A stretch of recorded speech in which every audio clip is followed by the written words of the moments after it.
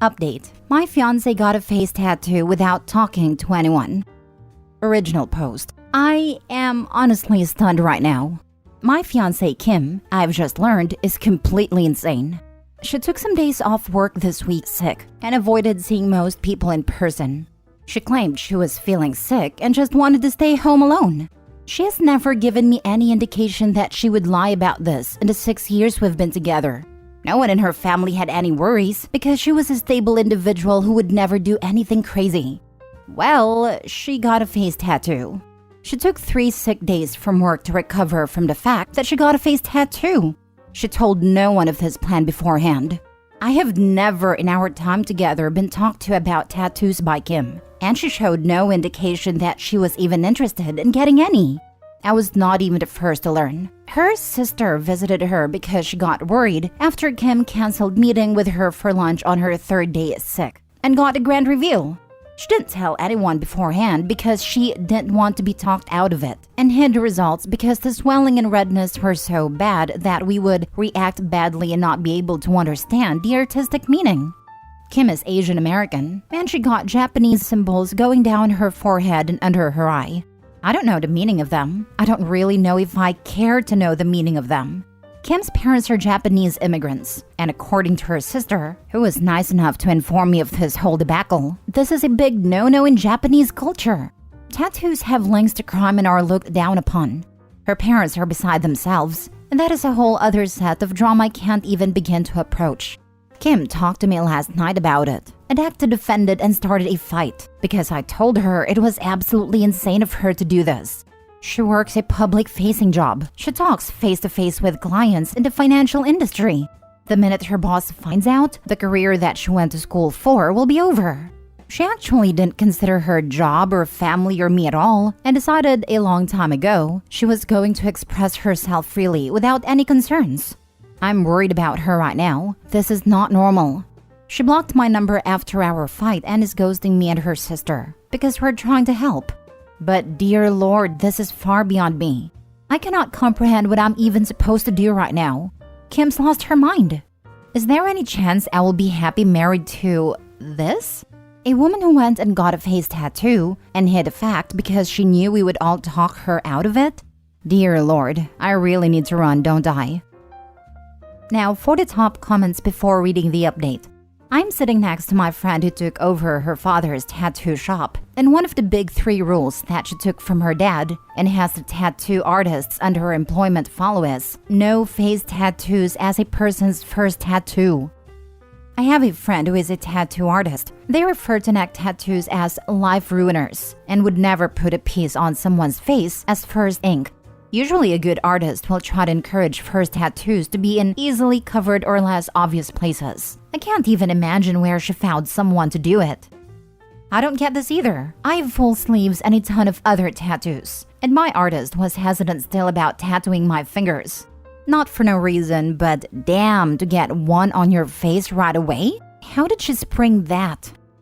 Dang. I got a finger tattoo pretty early on, so it's surprising to me that this is a thing lots of artists won't do. Although mine is a small wedding ring tattoo and is hidden under my actual ring when I wear it. So maybe that played a role? In my experience, wedding band tattoos are one of the few exceptions artists will make for hand tattoos, if you don't already have a lot. I know quite a few people who were flat out told no when inquiring about tattoos on the hand and neck, unless they already had many. But no one seems to question the wedding band, probably because it is so small and symbolic of a lifelong commitment. Plus, they don't seem to have the same taboo as other hand tattoos. If she's acting this completely out of character, there might actually be something wrong. I have no idea how to approach it, but I'd say she needs to see a doctor and be evaluated. I'm so sorry. It's a very helpless feeling. I thought the same thing. OP, I would check for brain tumors, early onset schizophrenia, and bipolar disorder. If this is out of nowhere behavior, something medically serious could be going on. Edit/update. I read through the replies, but I can't really respond to all of you, so I'll just update here. The engagement is pretty much off. Kim has told me she never wants to see me again, and I woke up this morning with her ring and a box of stuff I gave her on my porch. I don't know what's going on with her. Her sister and family have been trying their best, but nothing on their end is working. I brought up to her sister the idea this is a mental breakdown and they are looking into getting her help. It's painfully slow, considering Kim is not responding to anything and is refusing to talk to anyone. I really don't know what to say here, I guess. To answer some questions, Kim is 29 and I'm 28. In the 7 years I've known her, she has never acted like this at all.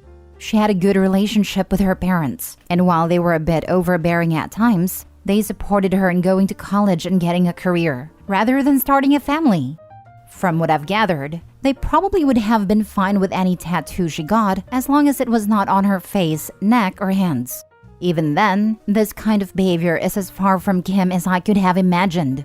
She just lost her mind out of nowhere? It's not like I can do anything about it either. She's blocked my number and does not want to see me. I'm just at a loss for words. One day I'm engaged and the next I'm not, and my ex has a face tattoo. Now for the full update 9 months later. About 9 months ago, my ex-fiancée Kim got a face tattoo without telling anyone. This was just the start of her doing everything she could to ruin her life. She broke up with me and called off our 7-year relationship when I questioned why she did this. She worked in a client-facing job for an incredibly large financial institution and was let go within a month of showing back up for work after getting the tattoo. I kept in contact with Kim's sister hoping for some news. They tried to get her help as they thought she was having some kind of psychotic break. However, she eventually called the police on her own family, claiming that they were harassing her. After that, I decided to just walk away. Kim didn't just destroy her own life. When she broke up with me, I felt numb. I knew this wasn't Kim doing this. I wanted to believe deep down that Kim was always like this. Always this impulsive crazy who would ruin her life by getting a face tattoo. I tried to convince myself that I had not lost a wonderful woman who I had spent 7 years of my life with. However, the person who made these choices was not Kim. The woman who told me over the phone she hated my guts for not supporting her. The woman who wrote she hated me and only ever stayed with me out of pity. That was not the woman I asked to marry. That was not Kim. That was someone who I came to find out was having a mental breakdown that resulted in months of bad decisions that will affect the rest of her life. The day I walked away and told her sister I could not deal with it anymore was the worst day of my life. It hit me like a train. The numbness and denial of what I lost hit me all at once. I almost quit my own job and moved back home to my parents. I can only thank my boss for being so understanding that she let me take 4 weeks off to deal with what happened.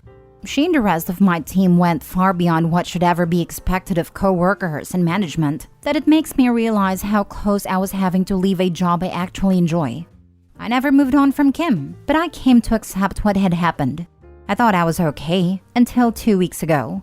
I got a call from Kim. She had blocked my number and done everything she could to remove me from her life. My mind just blanked when I saw it was her calling. I picked up, and it was actually her. We didn't talk. I did not know what to say to her. We decided she would come over to my place and we talked. The tattoo is still there, but she's covering it up now with makeup. She says when she has the funds, she's going to look into getting it removed if possible. She had lost a lot of weight since I last saw her. She's not been able to find a new job, and she'll probably need to move to a new city for that. She wasn't the Kim I had fallen in love with. She was like a shell of her. Something just wasn't there anymore that used to be.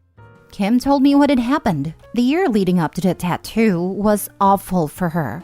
The stress of everything seemed to pile up more and more. I'll respect her and keep much of what she told me secret. However, the thing that is important is that she secretly started doing methamphetamines to keep her performance up at work and to deal with everything. And one day, she just out of nowhere decided she hated everything about her life.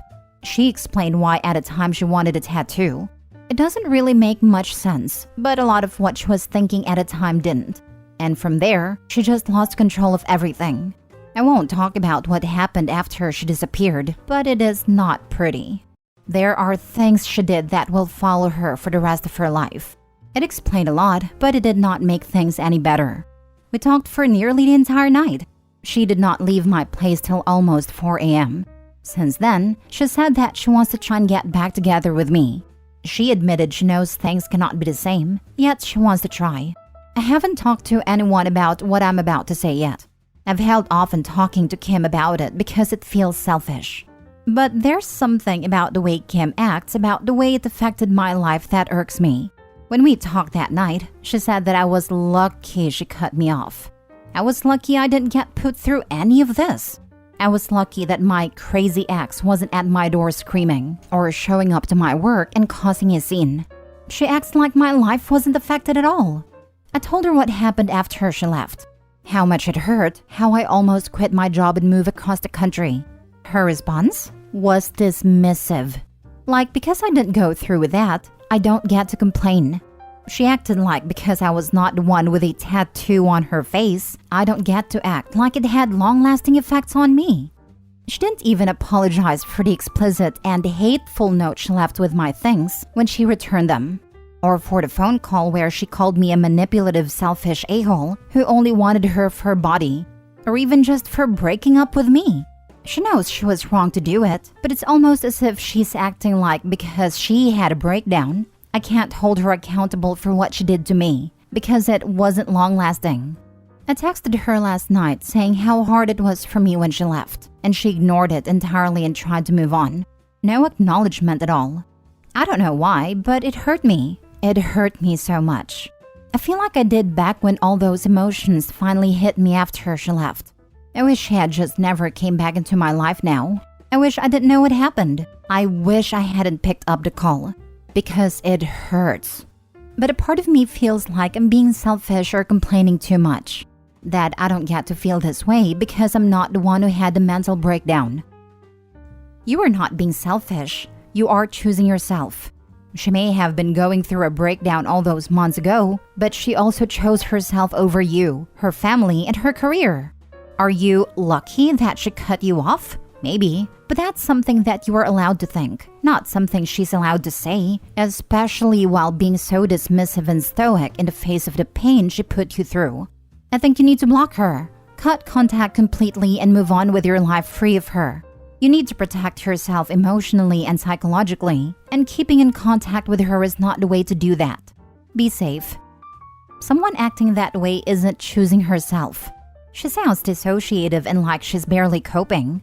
Meth puts hard miles on people. I think it's more accurate to say she chose drugs. That's very true. Perhaps it wasn't so much she chose drugs, but rather they stole her loved ones, her livelihood, and her life. But hopefully not all her life. While she clearly needs professional help and support, I don't think that OP should be the one to provide that. For both their sakes. Cut her off again. She thinks she's entitled to a relationship because she suffered a breakdown? She thinks she's deserving of a second chance, but she's not worthy of it because all she's ever been to you in the last year is a bloody migraine. So it's still just all about her. Never mind the hell you went through. It sounds like your gut is telling you not to get back with her. I agree with your gut. She had so many opportunities to make a better decision every step of the way. She had so many chances to let you in and get the support she needed, but she didn't. She let you drown with her, and now she's acting like she somehow spared you from what she went through? Your ex has a really long way to go before she can be in a relationship again with anybody. My friend is mad at me for rejecting her boyfriend in the past. So I, 20 female, have been single for quite some time now, and am now actively dating. I sometimes post on my stories or share relatable memes about wanting a relationship or I'm so lonely. So I normally get DMs from guys saying they want to wife me up, or if I would be willing to go on a date with them. And like any other normal person, I have my own set of standards or preferences when it comes to looks and stature in life. Like if they have the same goals as me, etc. I have always been blunt and respectful when it comes to rejecting those that I don't think wouldn't suit my personality or what I'm looking for right now. Some are just trying to hook up or have a casual relationship, and I'm not very fond of that. And of course, not everybody is respectful or comprehends when I reject them and still continue to hit me up. Well, there's this one guy, let's call him Jeff. Jeff and I go to the same university and thought that I was cute. So he tracked down my socials and asked me out. I have some classes with him and didn't really hear the best things about him. So I told him I wasn't interested and that I was already dating someone and thinking of becoming serious with them. I am. But for a month or so, he still continued to DM me and bother me at times during class. Luckily though, he stopped and I heard him at someone else. What I didn't know was that the girl he was meeting was a friend of mine. She only recently found out that he liked me previously when she went through his phone and saw our DMs, which was mostly of him just talking. And now she's been making little digs at me, like sarcastically say, "Oh, you're the pretty one, right? You even rejected my boyfriend," or calling me Miss High Standards Girl, or "Sorry if my boyfriend or my tastes are below your standards," saying it in a joking way. Sometimes, even when I come into a room with her and her boyfriend, she would automatically shield me from him or cover his eyes, but says all of that is a joke. Either way, I feel like I'm now walking on eggshells around her. I can't call her out immediately as we have the same major, and it's a small population, and have the same friend group.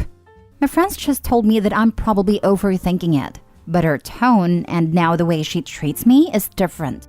Like sometimes she would scold me for wearing makeup or dressing a certain way when her man is there, as if I'm there to entice him all the time, even when she knows I'm now exclusive to someone else.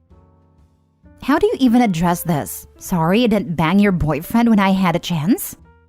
On a real note, maybe you should just talk to her and let her know that the comments make you uncomfortable. You didn't want her man then, and you don't want him now. Neither one of them knows when to knock it off, so it sounds like they're perfect for each other. I'm gonna take a guess here that she's mad that her boyfriend isn't attractive in the eyes of everyone and wants to be seen as dating someone desirable. But if Opie had dated him, she still would have found a way to be insecure about it. Damned if she do, damned if she don't kind of situation. My guess would be that she's mad Opie's standards are higher than hers. Like Opie wouldn't settle for the type of crappy guys her friend would date. That, plus the knowledge that Opie is the unobtainable girl to her boyfriend, and she's the girl who would settle for him. That probably makes her feel like dirt in comparison, and she probably feels like a consolation prize. It's hard enough feeling like a consolation prize. She has to feel like a consolation prize when her friend is the first place prize.